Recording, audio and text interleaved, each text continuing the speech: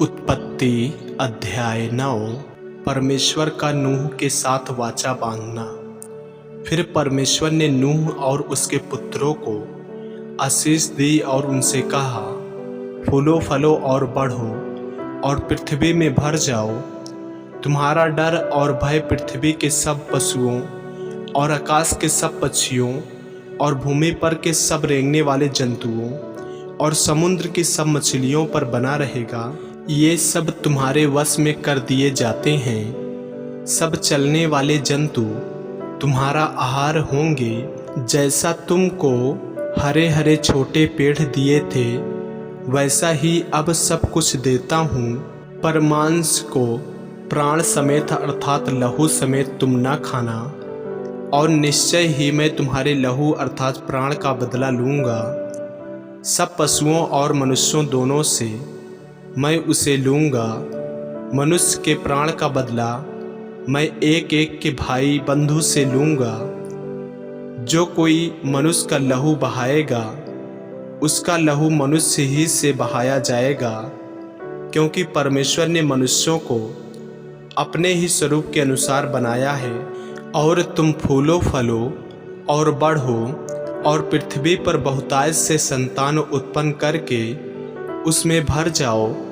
फिर परमेश्वर ने नूह और उसके पुत्रों से कहा, सुनो, मैं तुम्हारे साथ और तुम्हारे पश्चात जो तुम्हारा वंश होगा उसके साथ भी वाचा बांधता हूँ, और सब जीवित प्राणियों से भी जो तुम्हारे संग हैं, क्या पक्षी, क्या घरेलू पशु, क्या पृथ्वी के सब बनेले पशु, पृथ्वी के जितने जंतु जहाज से निकले हैं। और मैं तुम्हारे साथ अपनी यह वाचा बांधता हूँ कि सब प्राणी फिर जल प्रलय से नष्ट न होंगे, और पृथ्वी का नाश करने के लिए फिर जल प्रलय न होगा। फिर परमेश्वर ने कहा, जो वाचा मैं तुम्हारे साथ और जितने जीवित प्राणी तुम्हारे संग हैं, उन सब के साथ भी युग युग की पीढ़ियों के लिए बांधता हूँ, उसका यह चिन्ह है, मैंने बादल में अपना धनुष रखा है।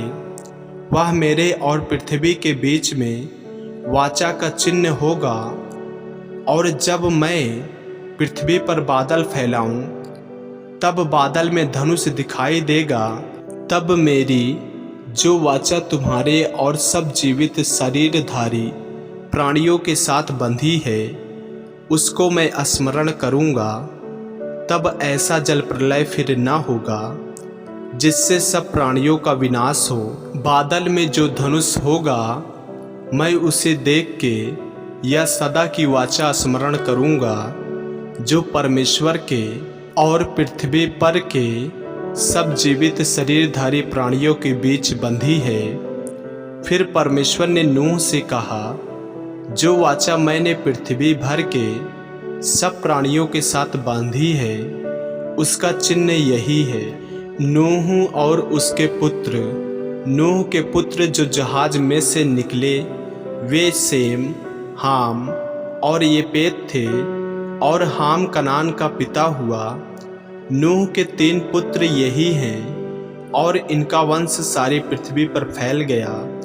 नूह किसानी करने लगा, उसने दाख की बारी लगाई, और वह दाख मधु पीकर मतवाला हुआ और अपने तंबू के भीतर नंगा हो गया।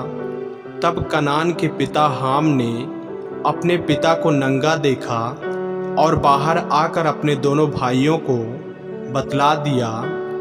तब सेम और येपेत दोनों ने कपड़ा लेकर अपने कंधों पर रखा और पीछे की ओर उल्टा चलकर अपने पिता के नंगे तन को ढांप दिया।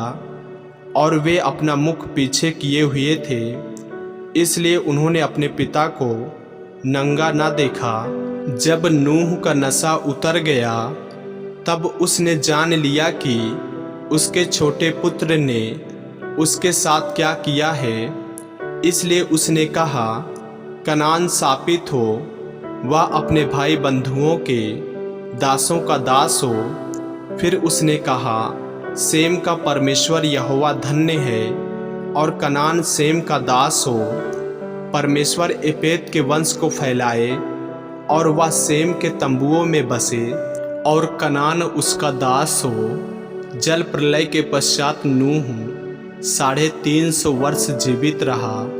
इस प्रकार नूह की कुल आयु 950 वर्ष की हुई। तत्पश्चात वह मर गया। आमीन। ऐसे ही वचनों को सुनने के लिए हमारे चैनल को सब्सक्राइब करें और बेल आइकन के बटन को दबाएं। और यदि आप हमारे फेसबुक पेज पर नए हैं तो हमारे पवित्र बाइबल को फॉलो करें, लाइक करें, ताकि परमेश्वर का वचन रोजाना आप तक पहुंच सके। जय मसीह की। प्रभु आपको आशीष दे।